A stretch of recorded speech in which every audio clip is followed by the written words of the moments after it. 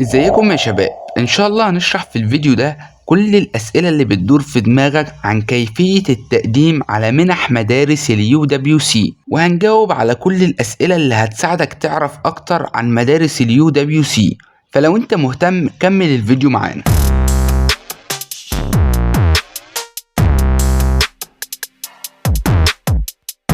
بعد تفكير كتير اكتشفت ان احسن طريقة هتخليك تفهم كل حاجة عن مدارس اليو دبليو سي هي طريقة السؤال والاجابة. فالفيديو ده كله هيكون عبارة عن اسئلة بتدور في دماغ حضراتكم عن مدارس اليو دبليو سي، وهنجاوب عليها ان شاء الله بس بطريقة حلوة. وصدقني دي احسن طريقة هتخليك تفهم كل حاجة عن المنح بسرعة. المهم خلينا ندخل في الموضوع.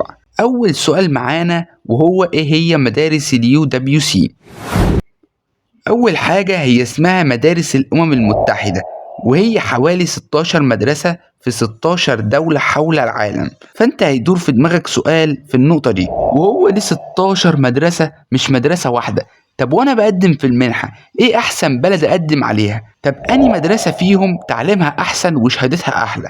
هقول لك ايه ده، ما تقلقش هجاوبك على كل الاسئله. بالنسبه لاول سؤال، ليه 16 مدرسه مش مدرسه واحده؟ هقول لك لان هدفهم تغيير العالم، فهم فاتحين كذا مدرسه في بلاد مختلفه علشان يقدروا يغيروا العالم ويساعدوا جميع الطلاب من مختلف البلاد. بالنسبه لتاني نقطه، ايه احسن بلد اقدم عليها؟ بمعنى واحد مثلا ممكن يقول هقدم على المانيا علشان مثلا اخويا هناك، وواحد تاني ممكن يقول هقدم على امريكا علشان مثلا ابويا قاعد هناك فاقعد معاه، وواحد تالت ممكن يقول هقدم على مصر علشان عيلتي عايشه في مصر وانا عايش في مصر وانا ما بحبش السفر فهدرس في مصر احسن. فالاجابه على النقطه دي هترجع لك انت.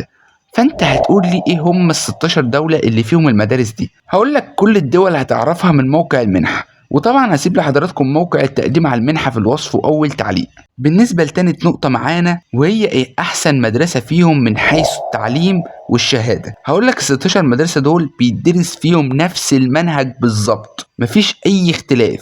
اللي هتدرسه في المدرسه اللي في مصر هو نفس اللي هتدرسه في المدرسة اللي في أمريكا، هو نفس اللي هتدرسه في المدرسة اللي في ألمانيا، وباقي الدول نفس الموضوع. وزي ما قلت لك انت بتختار الدولة اللي انت عايزها على حسب انت عايزها ليه وفين، فانت بتختار ايه المناسب بالنسبة لك. هتقولي بالنسبة للشهادة، هقول لك نفس الموضوع بالظبط. الشهادة بتاعت ألمانيا هي الشهادة بتاعت مصر، كلهم معترف بيهم في العالم كله. طب بالمرة واحنا في النقطة دي، طبعا هتسألني ايه المناهج اللي بتدرس في مدارس اليو دبليو سي؟ هقول لك مناهج كامبريدج، الاي جي، مدارس الامم المتحدة المعترف بيها في جميع دول العالم حتى مصر. وفي ملحوظة مهمة جدا لازم حضراتكم تاخدوا بالكم منها، وهي ان مدارس اليو دبليو سي بتقبل الطلاب الحاصلين على الشهادة الاعدادية ايا كان تعليمهم ايه، ثانوي او عام او ازهر او فني او صناعي. كل الطلاب بيقدروا يقدموا على منح اليو دبليو سي عادي. بعد ما خلصنا السؤال الأول بنقطه المهمة كلها، يجي دور السؤال التاني وهو ما هي شروط المنحة؟ بص يا صاحبي، أول حاجة السن، لازم تكون مخلص تالتة إعدادي أو في أولى ثانوي أو تانية ثانوي، غير كده مش هتعرف تتقبل. هو ده الشرط الوحيد للقبول في منح اليو دبليو سي. بالنسبة لتالت سؤال معانا وهو إيه الورق المطلوب؟ بالنسبة للورق المطلوب، أول حاجة صورة من المدرسة تثبت انتهائك من الشهادة الإعدادية بدرجاتها. تاني حاجة شهادة إثبات قيد من المدرسة للعام الدراسي الحالي اللي أنت فيه. تالت حاجة صورة من شهادة ميلادك. وخد بالك دي شروط المنحة بس، ولكن زي ما احنا متعودين احنا مش عايزين نقدم بالشروط اللي المنحة عايزاها وخلاص ونتقبل أو ما نتقبلش، لأ، احنا لازم نكون مختلفين عن كل اللي بيقدموا معانا ونضمن إن احنا هنتقبل. علشان كده في ورق لازم تحضره، ده طبعا لو انت عايز تكون مختلف عن كل اللي بيقدموا معاك وتتقبل بسهولة.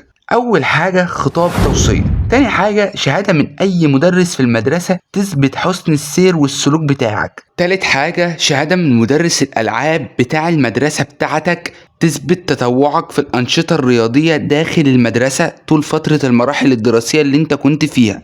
رابع حاجة شهادة من المدرس الأخصائي بتاع المدرسة بتاعتك، الأخصائي الاجتماعي، تثبت مشاركتك في الأنشطة التطوعية داخل المدرسة طول فترة الدراسة بتاعتك. وخد بالك بكرر تاني، دي مش شروط المنحة، دي نصائح هتزود فرص قبولك في المنح وهتخليك مختلف عن كل اللي بيقدموا معاك. بالنسبة لرابع سؤال معانا وهو بقى السؤال الذهبي اللي كل الناس بتسأل عنه، هل الإنجليزي شرط في القبول للمنحة؟ بص يا باشا، بالنسبة لمنحة اليو دبليو سي اللغة الإنجليزية مش عائق، بمعنى لو اللغة الإنجليزية عندك مش حلوة هتقدر تقدم عادي، مفيش مشكلة، ولكن لازم تبقى عارف إن أنت هتدرس بالإنجليزي، فلو اللغة عندك مش حلوة هتعاني شوية، فأنت حاول ما بينك وما بين نفسك تحسن اللغة على قد ما تقدر. بالنسبة لخامس سؤال معانا وهو إيه هي الكليات اللي هقدر أخدها بعد المنحة؟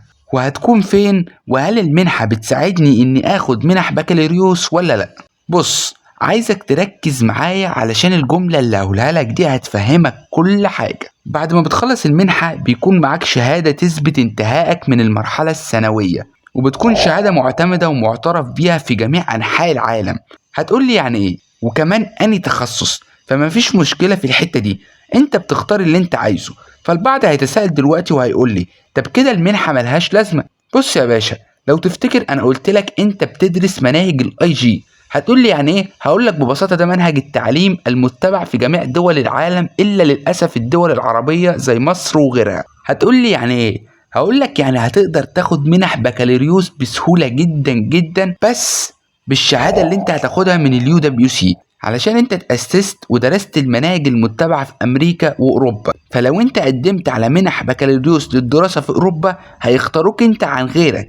وهديك مثال، مثلا لو واحد عادي قدم في منحة بكالوريوس في جامعة الأمريكا كمثال يعني، وواحد مقدم معاه واخد شهادة من مدارس اليو دبليو سي، أكيد بدون شك هيختاروا اللي معاه الشهادة بتاعت اليو دبليو سي، علشان ده واحد فاهم نظامهم ايه فمش هيتعبهم، وده السبب اللي يخليك تقدم على مدارس اليو دبليو سي. بالنسبة لتاني نقطة معانا، لو انت فاكر هل المنحة دي بتساعدني اخد منح بكالوريوس ولا لا؟ بص، هي المنحة نفسها مش هتساعدك تاخد منح بكالوريوس، ولكن زي ما قلت لك الشهادة هتكون اضافة قوية جدا ليك وهتساعدك وهتسهل عليك القبول بسرعة. بالنسبة لسادس السؤال معانا وهو هدرس كام سنة؟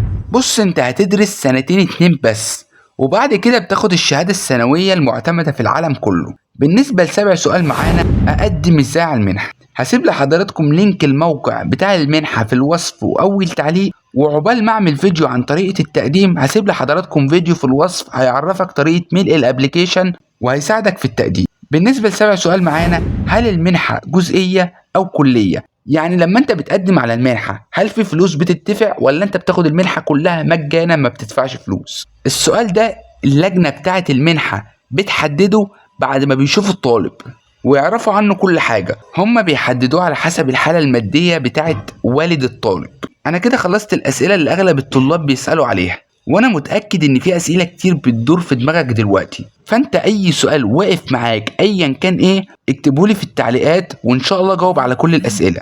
واخيرا وليس اخيرا، ما تنسوش تشوفوا الفيديوهات اللي في الوصف لانهم هيساعدوك جدا، ولو عجبكم الفيديو ما تنسوناش من اللايك وتشترك في القناة علشان يوصلك كل جديد، وسلام.